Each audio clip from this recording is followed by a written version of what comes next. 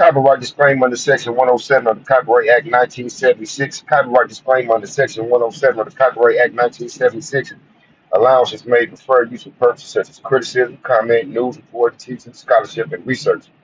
Fair use is use permitted by copyright statutes that might otherwise be infringing. Non-profit, educational, or personal use tends to balance in favor of fair use.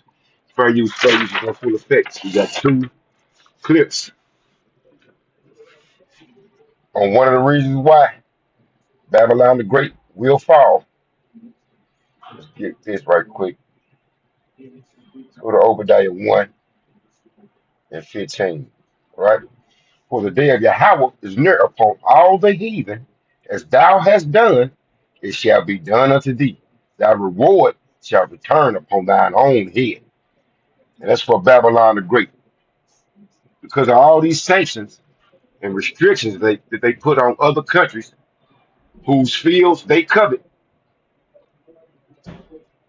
all the nations are aligning with each other, becoming allies. Right? Let's get this right quick.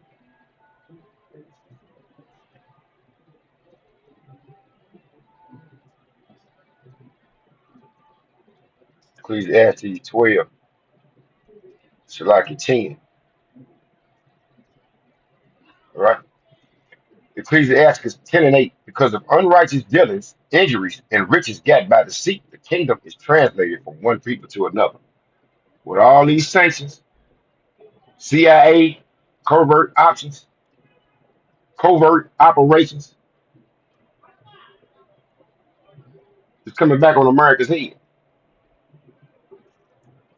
Donald Trump himself gave CIA the authority to try to overthrow the Venezuelan government led by Maduro. But what they're telling y'all is they trying to use it as like I said before, like the news is reporting, he's a narco drug kingpin. Well, what about when y'all try to displace the president before him, Hugo Chavez? It's always a false narrative with him. But like I just read, as you have done, it shall be done unto thee. Revelation 12 and 12, right? The third woe cometh quickly, y'all. You better prepare yourselves. Revelation 12, Salaki, and 14. See,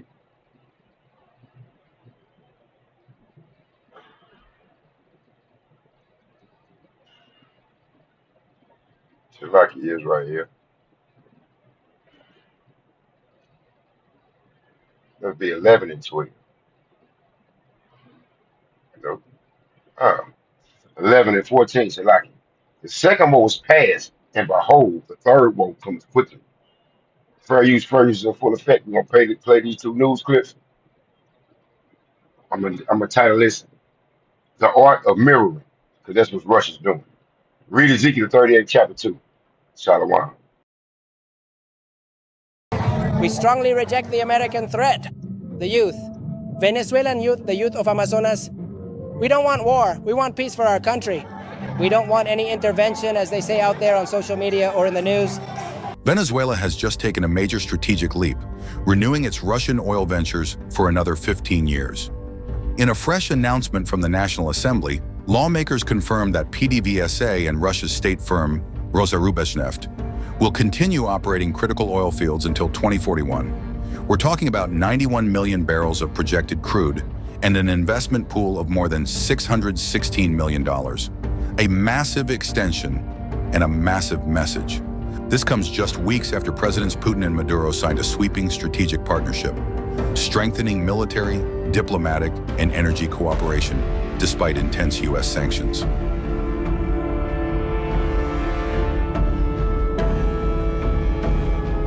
The timing isn't subtle.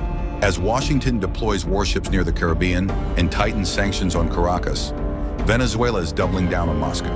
Rosneft itself was born out of conflict with the U.S., created in 2020 after Washington sanctioned Rosneft's subsidiaries for marketing Venezuelan crude. Russia simply reorganized, shifted assets, and stayed in the game. Now, with this renewal, Moscow's foothold in Venezuela's energy sector is locked in for another decade and a half. This announcement was rolled out hours after chaos struck. A fire erupted at a Venezuelan crude processing plant, sending thick plumes of smoke into the sky and forcing emergency teams to scramble to contain the blaze. Authorities have yet to release the technical cause, but President Nicolas Maduro didn't wait. Within hours, Maduro escalated the narrative, suggesting the CIA might be behind the incident. He accuses Washington of waging a covert war against Venezuela's energy infrastructure, of using anti-drug operations as a cover for regime change tactics, and of trying to seize control of Venezuela's natural resources. This isn't the first time he's pointed at the CIA, but coming right before the oil venture extension, his accusation adds a new layer to an already tense geopolitical moment. The Bolivarian militia, the Organized Combatant Corps, and the Comprehensive National Defense Plan. Why? Which happens because everyone defends their own space. The oil and gas facilities defend them from the CIA. The CIA, which has poured in money and told people to go there and damage the Venezuelan economy, that's the CIA's plan. In the face of the CIA's plans, workers' power, 1,000 eyes, 1,000 ears, everyone needs to stay alert. Defend them from the CIA. The CIA, which has poured in money and told people to go there and damage the Venezuelan economy, that's the CIA's plan. In the face of the CIA's plans, workers' power, 1,000 eyes, 1,000 ears, everyone needs to stay alert.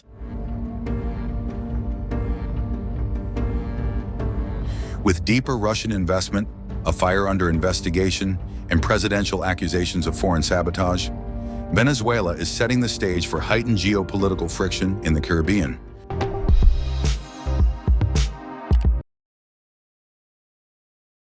I've spent my entire career studying how empires rise and fall.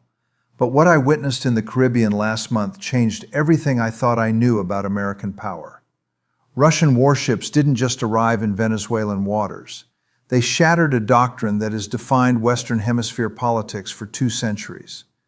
The Monroe Doctrine, America's sacred claim that this hemisphere belongs to Washington, died in those waters. And most Americans don't even realize it yet. What unfolded wasn't just naval positioning. It was the moment when the unipolar world order I've analyzed for decades finally cracked open. The question isn't whether America saw this coming. The question is why we forced it to happen. Let me tell you how a superpower accidentally destroyed its own empire. Picture this.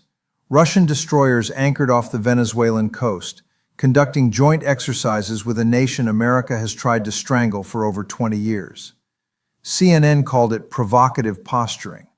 The Pentagon issued warnings about destabilizing activities. But they missed the real story. This wasn't Russian aggression. This was Russian response. For 30 years after the Soviet collapse, I watched Washington make the same fatal mistake over and over. Every time we expanded our sphere of influence, we told ourselves it was about democracy and freedom. Every time Russia resisted, we called it paranoia and aggression. But power politics doesn't care about our moral justifications. The moment those Russian ships dropped anchor in Venezuelan waters, they were answering a simple question. If NATO can expand to Russia's borders, why can't Russia expand to America's? The logic was elegant, the timing was perfect, and the message was unmistakable. The era of unchallenged American dominance is over. Everything started with hubris. When the Soviet Union collapsed in 1991, America stood alone as the world's sole superpower. We had won the Cold War. History, Francis Fukuyama told us, had ended. Liberal democracy had triumphed forever. But instead of building a new security architecture that included Russia, we chose dominance. Instead of crafting institutions that reflected post-Cold War realities, we expanded the very alliance designed to contain the Soviet Union. I remember the debates in the 1990s.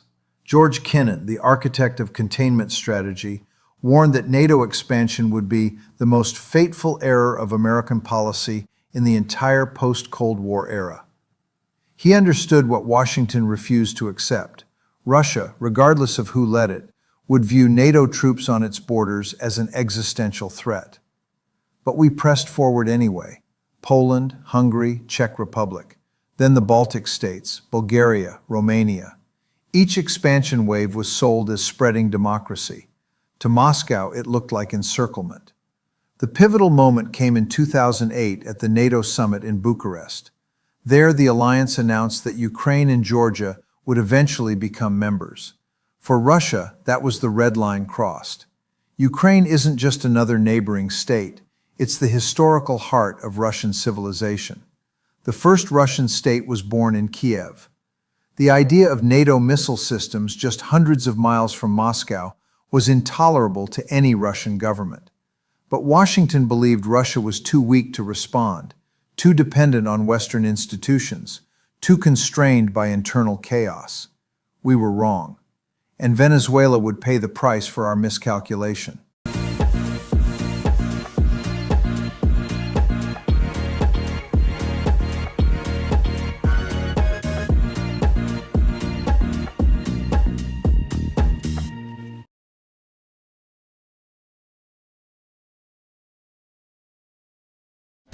It's lunchtime, and Gary is double booked. Good thing Gary's company uses Otter's AI meeting assistant. While we were expanding NATO eastward, we applied the same dominance logic in our own hemisphere. Venezuela became our testing ground, a laboratory for how far economic warfare could go before a nation collapsed. When Hugo Chavez came to power in 1999, he committed the ultimate sin in Washington's eyes. He decided Venezuela's oil wealth should serve Venezuelans, not American corporations. He redirected petroleum revenues into social programs, healthcare, education. He built alliances with Cuba and promoted Latin American independence. From that moment, he became a target. The pattern was predictable. First came diplomatic pressure and moral lectures, then economic sanctions and financial restrictions. When that wasn't enough, we backed a coup in 2002. It failed, but it marked a turning point. From then on, the relationship between Washington and Caracas descended into open warfare. By the time Maduro succeeded Chavez in 2013, our strategy had crystallized. Economic strangulation designed to create desperation. We cut Venezuela off from international financial markets. We blocked oil exports, the lifeblood of their economy. We froze billions in state assets abroad. The results were catastrophic. Venezuela's economy shrank by more than 75%. Inflation reached unimaginable levels. Hospitals ran out of medicine. Food shortages became widespread. John Bolton, serving as National Security Advisor, openly admitted our goal: to make the economy scream. Tens of thousands died as a direct result of our economic siege. Millions fled the country. But the government didn't fall. Instead, our pressure achieved something we never intended. It drove Venezuela straight into Russia's arms. This is where Putin demonstrated the difference between tactics and strategy. While Washington focused on crushing individual opponents, Moscow was building a global network of resistance. Russia looked at Venezuela and saw opportunity where we saw defiance. A nation under siege from American sanctions, sitting atop the world's largest oil reserves, desperate for allies. It was perfect. The partnership deepened gradually. Russian energy firms invested billions in Venezuela's state oil company. Technical advisors arrived, followed by military specialists. Moscow supplied fighter jets, air defense systems, armored vehicles. Then came the naval deployments. Since 2008, Russian warships have periodically visited Venezuelan ports. At first, these were gestures of solidarity. Now they're unmistakably political declarations. Each arrival sends the same message. If you can deploy forces on our borders, we can do the same on yours. The symbolism was perfect. For every missile system placed in Eastern Europe, here was a Russian frigate off the coast of South America. For every alliance built in Russia's neighborhood, here was a counter-alliance in America's backyard. But Russia's involvement offered more than symbolism. Under siege from our sanctions, Caracas desperately needed economic lifelines, technical expertise, international legitimacy. Russian oil companies helped sustain production. Russian advisors trained Venezuelan personnel and fortified key installations. The partnership became one of necessity, not ideology, and that's what made it unbreakable. What we failed to understand was structural. We weren't just pressuring individual countries, we were creating a network of resistance. Every nation we sanctioned, isolated, or threatened became a potential ally for our adversaries.